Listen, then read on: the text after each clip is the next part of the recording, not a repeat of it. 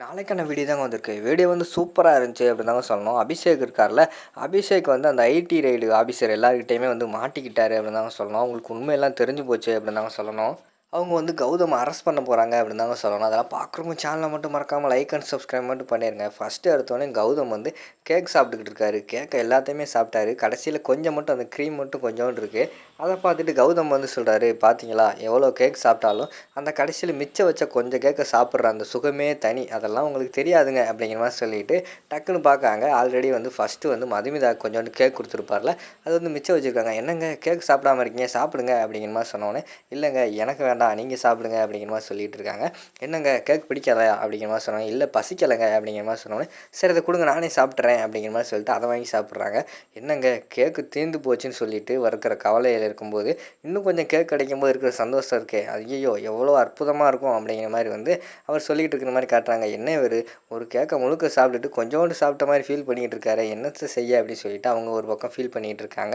அடுத்து பார்த்தா அந்த ஐடி ரெய்டு ஆஃபீஸர் வந்து வெளுத்து வாங்கிட்டு இருக்காங்க நம்ம அபிஷேக்கை பிடிச்சிக்கிட்டு. என்ன சார் நினச்சிக்கிட்டு இருக்கீங்க, இதில் இருக்கிற பாதி டாக்குமெண்ட் வந்து போலியாக இருக்குது, என்ன பண்ண போகிறீங்க அப்படிங்கிற மாதிரி சொன்னோன்னே, என்ன சார் சொல்கிறீங்க போலியா, இதெல்லாம் எங்களுக்கு தெரியாது சார், அக்கௌண்ட் ஆஃபீஸருக்கு தான் தெரியும், அவர் வந்து வெளியில் இருக்கார், உங்களுக்கு நாளைக்கு வந்து நான் எல்லாத்தையும் சொல்லட்டுமா அப்படிங்கிற மாதிரி சொல்லிட்டு இருக்காங்க. அதெல்லாம் எனக்கு தெரியாது சார், உடனே வந்து உங்கள் அண்ணன் நீங்கள் வர சொல்லுங்கள், இல்லைன்னு வச்சுக்கோங்களேன் எங்களால் எதுவுமே பண்ண முடியாது, இந்த கம்பெனியை வந்து சீல் வச்சுட்டு நாங்கள் பாட்டில் கிளம்பிக்கிட்டே இருப்போம் அப்படிங்கிற மாதிரி சொல்லிடுறாங்க. என்ன பண்ணுறதுனே தெரியாமல் வெளியில் வந்து முழிச்சுக்கிட்டு இருக்காங்க அவங்களோட ஃப்ரெண்டும் அபிஷேக்கும். அபிஷேக் வந்து சொல்லிட்டு இருக்காரு, எங்கள் அண்ணனுக்கு வந்து இந்த விஷயம் தெரியக்கூடாது, தெரிஞ்சால் பெரிய பிரச்சனை ஆயிரும், என்னடா பண்ணுறது அப்படின்னு சொல்லிட்டு யோசிச்சுக்கிட்டு இருக்கிற மாதிரி காட்டுறாங்க. அதுக்கடுத்து பார்த்தா அந்த பக்கம் வந்து க்ரீன் டீ கேட்டிருந்தாங்கல்ல, அப்போ பார்த்தோம்னா டக்குன்னு வந்து இதை வச்சுட்டு போயிட்டாங்க, பாலை வச்சுட்டு போயிட்டாங்க. எவன் என்ன பாலை வச்சுட்டு போயிருக்கான், இருங்க அவனை சும்மா விடக்கூடாது அப்படிங்கிற மாதிரி சொல்லி நம்ம கௌதம் சொல்கிறாரு, ஏங்க வேண்டாங்க அதாவது டீ இருந்திருக்காரு அதனால பால் கொண்டு வந்திருப்பாங்க அப்படிங்கிற மாதிரி சொன்னோன்னே, அது இல்லைன்னா இல்லைன்னு சொல்ல வேண்டியதாங்க, இருங்க வாரேன் அப்படின்னு சொல்லிட்டு வெளியில் போகிறாங்க.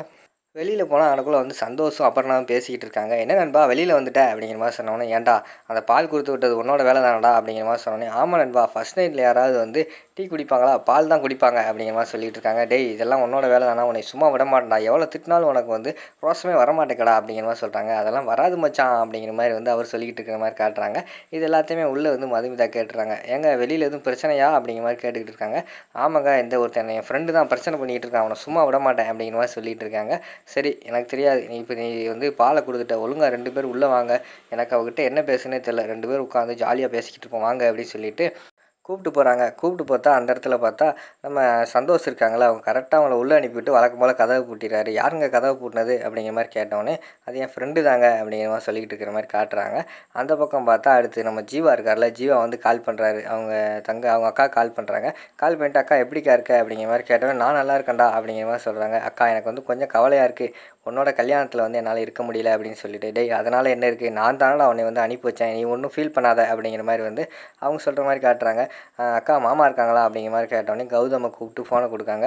சொல்லுங்கள் ஜீவா என்ன பண்ணுற அப்படிங்கிற மாதிரி கேட்டோடனே, மாமா மேரேஜ் வாழ்த்துக்கள் அப்படிங்கிற மாதிரி சொன்னோடனே, தேங்க்ஸ் ஜீவா, என் தங்கச்சி மட்டும் கொஞ்சம் பார்த்துக்கோ, அவளை வந்து கொஞ்சம் என்னோட செல்லமாக வளர்ந்துட்டேன், அதனால் ரொம்ப கோவப்படுவா பிடிவாதமாக இருப்பா, பார்த்துக்கோ சரியா அப்படிங்கிற மாதிரி சொல்கிறாங்க. உடனே அவர் சொல்கிறாரு, நீங்களும் எங்கள் அக்காவை பார்த்துக்கோங்க, வெளி உலகம் தெரியாமல் வளர்ந்துட்டா அப்படிங்கிற மாதிரி சொல்லிட்டு இருக்காங்க. அதெல்லாம் நீ சொல்லவே வேணாம் ஜீவா, நான் நல்லா பார்த்துக்கிறேன் அப்படிங்கிற மாதிரி வந்து அவங்க பேசிக்கிட்டு இருக்கிற மாதிரி தான் காட்டுறாங்க. அடுத்து அங்கே பார்த்தா மழை பெய்ய ஆரம்பிச்சிது. அந்த ஹோட்டலுக்கு வெளியில் பால்கனியில் நின்றுட்டு நம்ம மதுமிதா வந்து மலையை ரசிச்சுக்கிட்டு இருக்காங்க. அப்போ வந்து கௌதம் வந்து வராங்க. இப்போ வந்து நீங்கள் உங்கள் வீட்டோட பால்கனி வந்து ரொம்ப மிஸ் பண்ணுறீங்களே அப்படிங்கிற மாதிரி கேட்டவொடனே, ஆமாங்க எப்படிங்க சொல்கிறீங்க அப்படிங்கிற மாதிரி கேட்டவொடனே, எனக்கு தெரியுங்க நீங்கள் வந்து பால்கனியில் உட்காந்துக்கிட்டு மலையை பார்க்குறது உங்களுக்கு ரொம்ப பிடிக்கும்னு தெரியும், அதனால தான் சொன்னேன் அப்படிங்கிற மாதிரி சொல்லிகிட்டு இருக்காங்க. ஆமாங்க நானும் என் ஃபேமிலியை வந்து ரொம்ப மிஸ் பண்ணிக்கிட்டு இருக்கேன் அப்படிங்கிற மாதிரி சொல்லிகிட்டு இருக்காங்க. நம்ம உங்களுக்கு வேறு குறிக்கோள், எனக்கு வேறு குறிக்கோள், நம்ம 2 பேர் கல்யாணம் பண்ணது அந்த ஜீவாவும் மாயாவும் சந்தோஷமாக இருக்கிறதுக்காக தான். அவங்க 2 பேரும் சந்தோஷமாக இருக்கணும்னா நம்ம சந்தோஷமாக இருந்து தான் ஆகணும் அப்படிங்கிற மாதிரி சொல்லிவிட்டு அவங்க பேசிக்கிட்டு இருக்கிற மாதிரி தான் காட்டிக்கிட்டு இருக்காங்க. அதே டயத்தில் அங்கிட்டு பார்த்தா டக்குன்னு அந்த ஐடி ரைடு ஆஃபீஸர் வந்து வெளியில் வந்துடுறாங்க. என்ன உங்ககிட்ட சொல்லி நான் 10 நிமிஷத்துக்குள்ளே வரணும்னு சொன்னேன், இன்னும் உங்கள் அண்ணனுக்கு கால் பண்ணிங்களா இல்லையா அப்படிங்கிற மாதிரி சொல்லிட்டு திட்ட ஆரம்பிச்சிடுறாங்க. உடனே அபிஷேக் வந்து சொல்கிறாரு, சார் தப்பாக நினச்சிக்கிறாங்க, எங்கள் அண்ணனுக்கு வந்து நேற்று கல்யாணம் ஆகிருக்கு, இந்த நேரத்தில் அவனை டிஸ்டர்ப் பண்ணவான்னு யோசிச்சுக்கிட்டு இருக்கேன், நீங்கள் ஒன்றும் கவலைப்படாதீங்க சார், நான் வந்து உங்களுக்கு நாளைக்கு வந்து ஒரு நாள் டைம் கொடுங்க, உங்கள் டேபிளில் கொண்டு வந்து எல்லா ஃபைலையும் வைக்கிறேன் அப்படிங்கிற மாதிரி சொல்கிறாங்க. கொஞ்சம் நேரம் யோசிச்சுட்டு, சரி உங்களுக்காக ஒரு நாள் டைம் கொடுக்கேன், ஆனால் உங்களுக்காக கொடுக்கல, உங்கள் அண்ணனுக்காக கொடுக்குறேன், நாளைக்கு வந்து என்னோடய டேபிளுக்கு எல்லாம் வந்தாகணும். அப்படி வரலைன்னா நான் வந்து கம்பெனியை சீல் வச்சுருவேன் அப்படின்னு சொல்லிட்டு போயிடுறாங்க. இங்கிட்டு பார்த்தா வெளியில் அபிஷேக்கும் அவங்க ஃப்ரெண்டு என்ன செய்யறதுன்னு தெரியாமல் யோசிச்சுக்கிட்டே இருக்காங்க. என்ன ஃபீல் பண்ணுறியா? உங்கள் அண்ணனை அரெஸ்ட் பண்ணிடுன்னு சொல்கிறாங்க. என்ன பண்ணுறது அப்படிங்கிற மாதிரி சொன்னோடனே, அவனை அரெஸ்ட் பண்ணால் அரெஸ்ட் பண்ணிட்டு போட்டோம். இந்த கம்பெனி மூடினா மூடிட்டு போட்டோம். எனக்கு கவலை கிடையாது. ஆனால் எங்கள் அண்ணன் முன்னாடி நான் ஒரு திருடை மாதிரி ஆயிடுவேன். அது எனக்கு ரொம்ப வலிக்கும் அப்படிங்கிற மாதிரி சொல்லிவிட்டு அந்த இடத்துல அபிஷேக் வந்து ஃபீல் பண்ணிக்கிட்டு இருக்கிற மாதிரி காட்டுறாங்க. அதோட பார்த்தீங்கன்னா அந்த எபிசோடு வந்து முடிச்சிடுறாங்க.